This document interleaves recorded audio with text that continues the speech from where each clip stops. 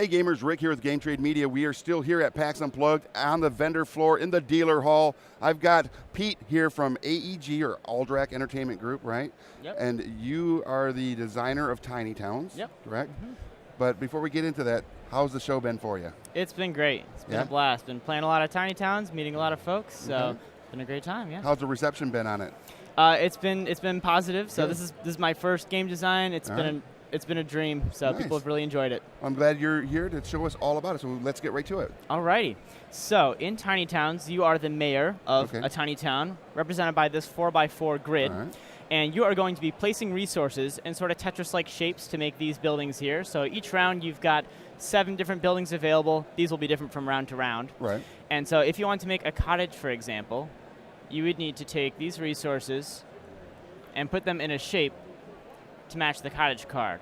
Then you say, I've made a cottage, remove the resources, and put a cottage down in any one of those empty spaces. Oh, okay. You can only have one building or resource per space, though, so as you work on many projects at once, it gets sort of crowded, and then you finish them and you have room to breathe again. And the way you're getting these resources is you take turns being master builder, so whoever has the hammer names one of the 5 resources, and then everyone must place that resource in their town whether they want it or not. Wow. So everyone's dealing with the same resources. You can Okay. build on other players' turns. And at the end of the game, whoever scored the most points based on the buildings here wins. You do get negative points for empty spaces that don't have buildings, so it can be a bit punishing, but it can also be deeply rewarding. All right, so as a master builder, if it were my turn, I would say I want, this is gold?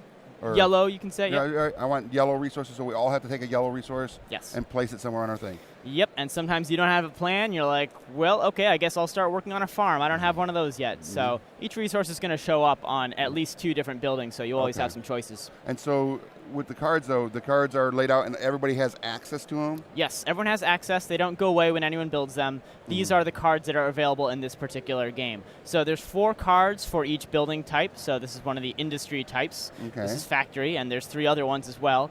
In addition, there's also monuments. So that's this magenta tower here.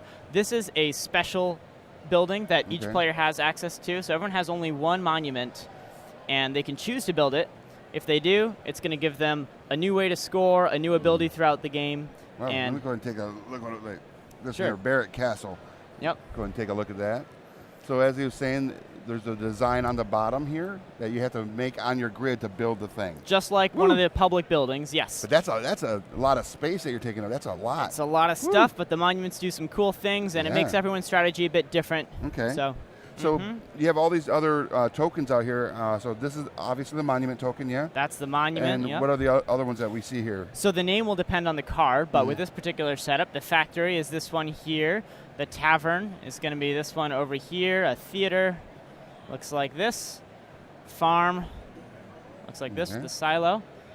A chapel is this big Church, orange one, and then a well is the All right. that circular Very one cool. there, and then cottage, of course. Of course. So Nice. That's pretty cool. About how long does this take to play? It takes about half an hour to 45 minutes, so it plays from solo to 6. The 2-player game is more chess-like, and then the 6-player game is sort of chaos. Right. And you can even play with more than 6 if you have more than one set, because it's simultaneous turns, so it doesn't add a lot of play time. We also have a mode that you play with the cards here. So this is Town Hall mode, and these cards get flipped. So you flip a card, now everyone must place this resource, instead of a master builder choosing a resource. Okay. So everyone must place that one, and now everyone must place this one, and then everyone gets to choose one. So it's a bit more like a roll and write style when you use that mode. That's going to go, and then you have your score pad for the end? Score pad, yep. Right there? It's pretty cool. And you said if someone had 2 boxes of this, they could play up to 12 people potentially. Play up to 12, yeah. Yeah, that would be a fun thing to watch. Absolutely. But I wouldn't want to do it with the flip. I don't. Yes. We're going with the red or the orange. It'd be chaos, but it'd be fun. I would love it. Yeah. That's so cool. So what's the age range? The age range, well, it says 14 and up on the box, but I played with probably about an 8 or 9-year-old girl yesterday, and she did pretty well. She did very well, actually. All right. So I would say probably 12 is a good. 12 is a good one, and that's a great entry game for a child. It seems like there's enough strategy there to keep them engaged, and also enough for the adults as well. Absolutely. It's a lot of planning. It can be punishing when you plan incorrectly, but some little kids really grasp that. Okay. I can dig it. Well, thank you so much, Pete, for showing us Tiny Towns. When is this available, by the way? This is available in April, so that'll be straight Okay. to retail in April, and the retail price is $40. Okay, Yep. nice. Thank you so much. Thank you. Everybody out there watching, if you want to get Tiny Towns, you need to go and let your retailer know, your friendly local game store know that you saw this video and you want to add this to your shelf, and then take a shelfie and send it to us because we like seeing those, so that you don't miss out in April when it hits those shelves at the store, right? And if you find out more about AEG, make sure you go on Facebook and all the social media platforms and look up AEG or Alderac Entertainment Group and follow all the things so you don't miss out on any updates and news about the game, right? So good stuff.